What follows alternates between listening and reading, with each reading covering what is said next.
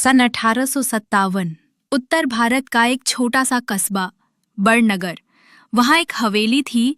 नाम था हवेली नंबर 13। लेकिन ये सिर्फ नाम भर नहीं था, वो हवेली खुद एक जिंदा कहानी थी। लोग कहते थे वहां रात को किसी और ही दुनिया के दरवाजे खुलते हैं। हवेली में जो गया वापस नहीं आया, जो आया वो अपनी याददाश्त खो बैठा। राजा वी प्रताप सिंह की थी वो हवेली। लेकिन एक रात कुछ ऐसा हुआ कि पूरी रियासत हिल गई। हवेली में शादी की धूम थी, राजकुमारी रत्नावली की शादी। लेकिन रात को बारात गायब हो गई और राजकुमारी भी। सुबह जब लोग वहां पहुंचे तो पूरा महल खाली था। सिर्फ एक दीवार पर लिखा था, शुभ मुहूर्त पर जो आएगा वो फिर लौटेगा नहीं। 1857 से लेकर आज तक उस हवेली में 13 लोगों ने घुसने की कोशिश की और सब 13 की मौत रहस्यमयी हुई। अब आता है 2024। नरेंद्रपुर का लड़का विक्की और उसके 3 दोस्त बबलू, टीना और पिंटू, ये चारों यूट्यूब चैनल चलाते हैं भूत बोले हंस के। वो हर जगह जाकर डरावनी जगहों में वीडियो बनाते हैं और लोगों को डराकर हंसाते हैं। इस बार उनकी नजर पड़ी हवेली नंबर 13 पर। विक्की बोला, इस बार हवेली नंबर 13 में शूट करेंगे, अगर वहां से लौटे तो वीडियो वायरल। बबलू कांप गया, भाई लौटे तो? टीना हंसी, नहीं लौटे तो वीडियो नहीं, आरती जरूर वायरल होगी। रात को 12 बजे चारों ने कैमरे ऑन किए और हवेली के बाहर पहुंचे। दरवाजा खुला था अपने आप। पहला कदम जैसे ही अंदर पड़ा, घंटियां बजने लगी, वो भी उल्टी ध्वनि में, जैसे आवाज पीछे से आ रही हो। अंदर एक पुरानी तस्वीर दिखी रत्नावली की, मगर फोटो में उसकी आंखें हिल रही थीं, जैसे विक्की को घूर रही हों। टीना ने जैसे ही कैमरा उसकी ओर किया, कैमरा फट गया, धुआं निकलने लगा। बबलू बोला, भूत को डीएसएलआर नहीं पसंद। धीरे धीरे अंदर कदम बढ़ते रहे। हवेली में एक हॉल मिला जिसमें कुर्सियां बिछी थीं और बीच में मंडप था। ऐसा लग रहा था जैसे कोई बारात आने वाली हो। तभी घंटियों के साथ बारात भी आ गई। हवा में तैरती बारात, बिना सर के दूल्हे और ढोल बजाते हड्डी वाले बाराती। विकी चिल्लाया, ये सीजीआई नहीं है, ये असली है। पिंटू तो बेहोश ही हो गया। बबलू भागने ही वाला था कि हवेली का दरवाजा अपने आप बंद हो गया और तभी एक आवाज आई, शादी अधूरी है, अब तुम चारों बाराती हो। विकी की आंखें जैसे पत्थर बन गई थीं। सीढ़ियों से नीचे उतरती हुई लाल साड़ी में एक रहस्यमयी दुल्हन हवा में तैरती आ रही थी।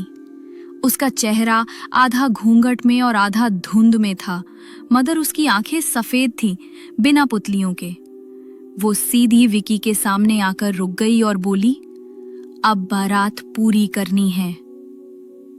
हवा रुक गई, सबका गला सूख गया, रूहें कांप उठीं कि आत्मा ने कहा कि जब तक उसकी अधूरी शादी पूरी नहीं होती, वो सब इस हवेली से बाहर नहीं जा सकते।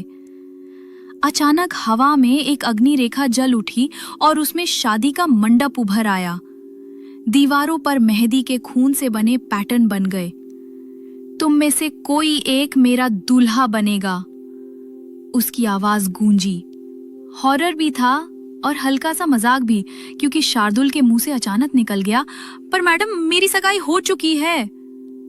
रत्नावली मुस्कुराई, उसके साथ दीवारें हिल गईं। के अंदर ही एक मंडप बन चुका था, बिना किसी छत के, सिर्फ आत्मिक ऊर्जा से। चारों दोस्तों को वहां बिठाया गया। भूतिया पंडित, कंकालों की बारात, उड़ती हुई माला, सब कुछ बहुत तेजी से हो रहा था। एक एक करके रस्में शुरू हुईं। सोनू को एक आत्मा ने जबरदस्ती हल्दी लगाई। शार्दुल के सिर पर पगड़ी उड़कर आ गिरी और चिराग के डले में माला झूलने लगी। विकी डर से बोल पड़ा, भाई ये कौन सी स्क्रिप्ट है यार। चारों ने तय किया, अब बहुत हुआ, भागो। भागते हुए वे हवेली की अंधेरी गलियों में दौड़े, मगर हर दरवाजा खुद ब खुद बंद होता जा रहा था। एक आईना अचानक दरवाजा बन गया और शार्दुल उसमें घुस गया, लेकिन अंदर उसका अक्स जोर से चिल्लाया, तू बाराती नहीं, दूल्हा है। विकी ने उसे खींचकर बाहर निकाला। डर और हंसी का अजीब मेल था वहां। ठीक उसी वक्त एक अजीब सा बूढ़ा आदमी दिखा, झुकी कमर, हाथ में त्रिशूल और एक किताब जो चमड़े से बंधी थी। मैं जानता हूं इस हवेली का हर कोना और रत्नावली का राज। उसका तीसरा नेत्र चमक रहा था। चिराग बोला, अंकल जी, पहले आप थे क्या? पुजारी मुस्कुरा पड़ा। मैं उस जमाने से हूं जब बारात घोड़ों से आती थी और दुल्हनें कभी पहुंचती नहीं थीं। पुजारी ने उन्हें रत्नावली की कहानी बताई। बहुत साल पहले ये हवेली रानी रत्नावली की शादी के लिए सजाई गई थी, मगर ऐन वक्त पर दूल्हे ने उसे धोखा दिया और बारात नहीं आई। अपमान और दर्द में रत्नावली ने आग लगाकर खुद को समाप्त कर लिया, लेकिन उसकी आत्मा आज भी मंडप में दुल्हन बनी बैठी है, अधूरी, तड़पती हुई। अब वो हर उस आत्मा को बाराती बनाती है जो हवेली में घुसती है।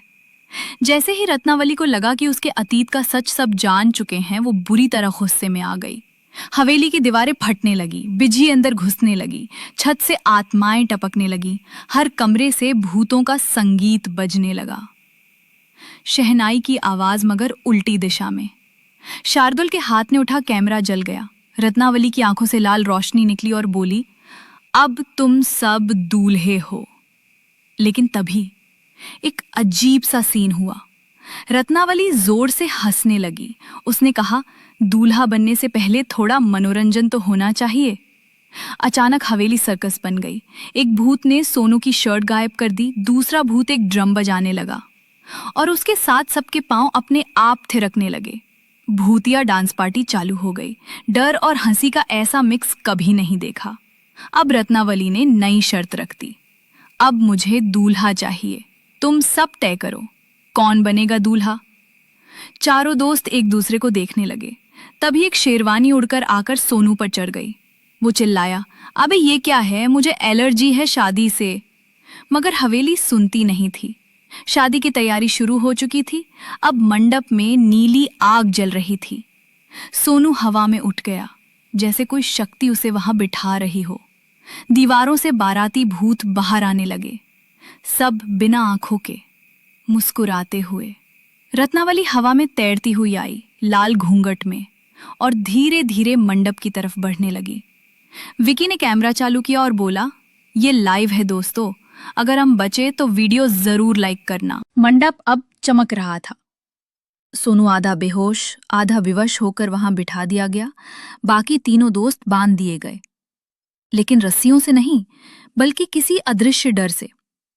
रत्नावली ने कहा, शादी पूरी होगी, नहीं तो ये हवेली सबको निगल जाएगी।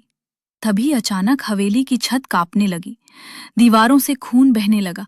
वो रहस्यमयी पुजारी फिर प्रकट हुआ, लेकिन इस बार वो बेहद थका हुआ और घायल था। वो सिर्फ आत्मा नहीं, एक श्राप है। उसका विवाह नहीं, अंत चाहिए। वो अपने खून से एक यंत्र खींचता है और हवेली की दीवार पर मारता है। वहां एक रहस्यमयी दरवाजा खुलता है। चारों दोस्त पुजारी की मदद से तहखाने में जाते हैं। वहां उन्हें मिलता है रत्नावली की असली लाश, जो अब भी सुहाग के जोड़े में रखी है। पुजारी कहता है, जब तक उसकी आत्मा को शांति नहीं मिलेगी, वो हर 100 साल में दूल्हा मांगती रहेगी। उसी समय ऊपर मंडप में रत्नावली का गुस्सा 7वें आसमान पर था। उसका चेहरा पूरी तरह राक्षसी हो गया था। उसने पुजारी को हवा में उठाया और फेंक दिया। शांति मुझे नहीं चाहिए, मुझे बदला चाहिए। हवेली के हर कोने से आत्माएं बाहर आने लगी, कुछ घोड़े पर, कुछ डोलियों में और कुछ तो उल्टे चलते हुए। ये थी रत्नावली की आत्माओं की बारात, बिना दूल्हे की बारात, जो शोर, चीख और जंग जैसी लग रही थी। विक्की, जो थोड़ा समझदार था, समझ गया कि ये डर से नहीं, ह्यूमर और चालाकी से खत्म हो सकता है। वो रत्नावली को देखकर हंस पड़ा। तू राक्षसी कम और सास ज्यादा लग रही है। रत्नावली गुस्से में कांपने लगी और बारात की आत्माएं उलझ गईं। विक्की ने अपने बैग से एक स्पीकर निकाला और उसमें शादी के गीत बजाने लगा। फिर उन्होंने एक बांस का पुतला बनाया, उसे दूल्हे जैसे सजाया और मंडप में बैठा दिया। रत्नावली खुश होकर पुतले से फेरे लेने लगी।